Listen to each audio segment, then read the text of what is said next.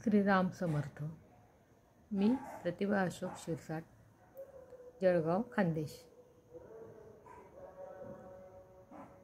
वेदमूर्ती आदरणीय उमेश रमेश कुलकर्णी यांची 18व्या बॅचची मी विद्यार्थिनी आहे.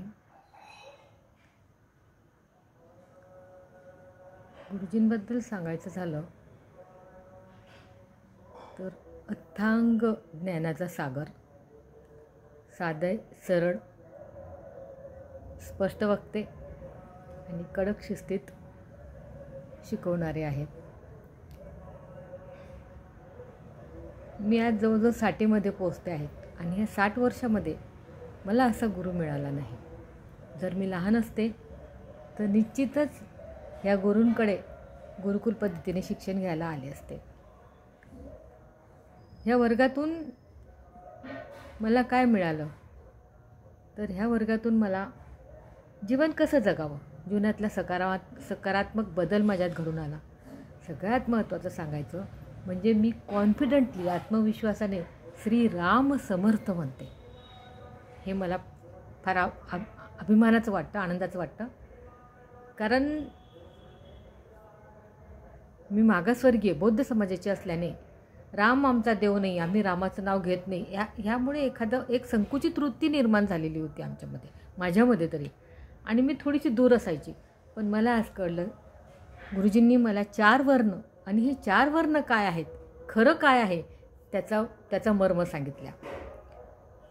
क्लास जॉईन करताना मी अगोदरही भरपूर वास्तुशास्त्राचे 3-4 हे केलेले आहेत. पण त्याच्यामध्ये मला खूप भपकेपणा दिसला, अवडंबर दिसलं. असं जवळचंपणा असं काही जाणवला नाही. आणि त्यांनी मला त्याच्यातल्या 2 लोकांनी मला आमिषही दाखवलं होतं की तुम्ही आमचा क्लास करा वगैरे. पण मी जॉईन झाले नाही. गुरुजींचा क्लास करताना पहिल्या दिवशी, फ्री क्लास करताना 5 दिवसांचा, पहिल्या दिवशी मी जॉईन होऊ शकले नाही, फुल झालेलं असल्यामुळे.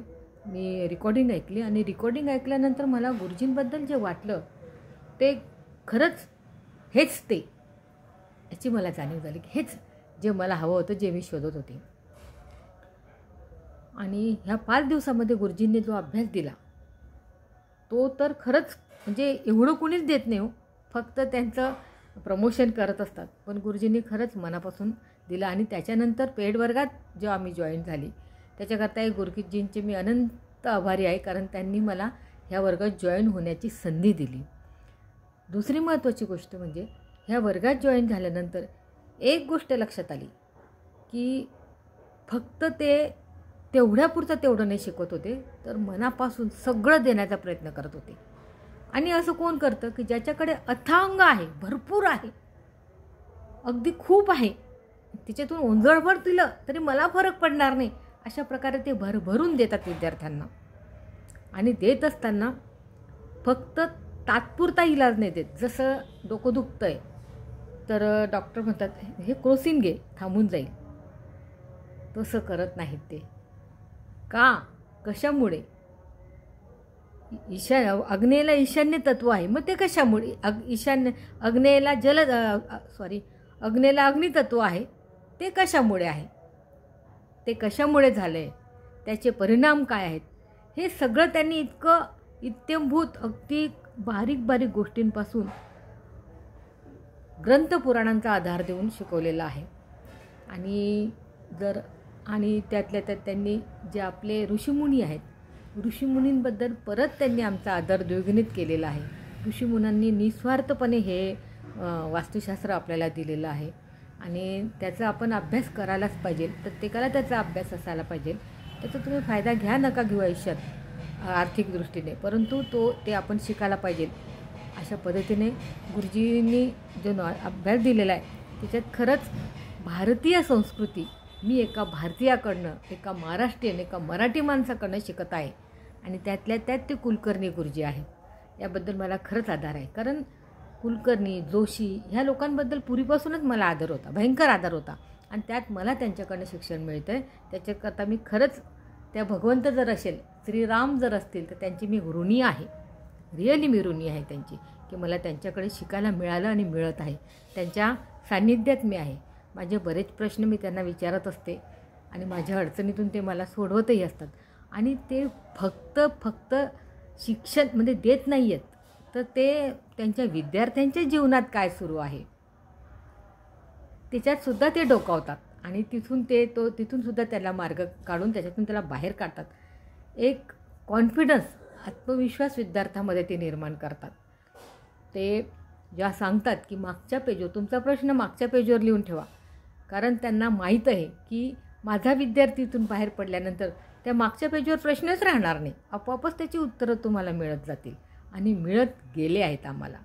अतिशय सुंदर पद्धतीने त्यांनी शिकवलं. आणि एखादी गोष्ट जर त्यांना नाही म्हणायची तर त्यांची एक शैली आहे, अतिशय सुंदर. म्हणजे शिकवताना त्यांनी शिकवत राहावं आणि आम्ही श्रवणच करत राहावं, बस असं वाटत असतं.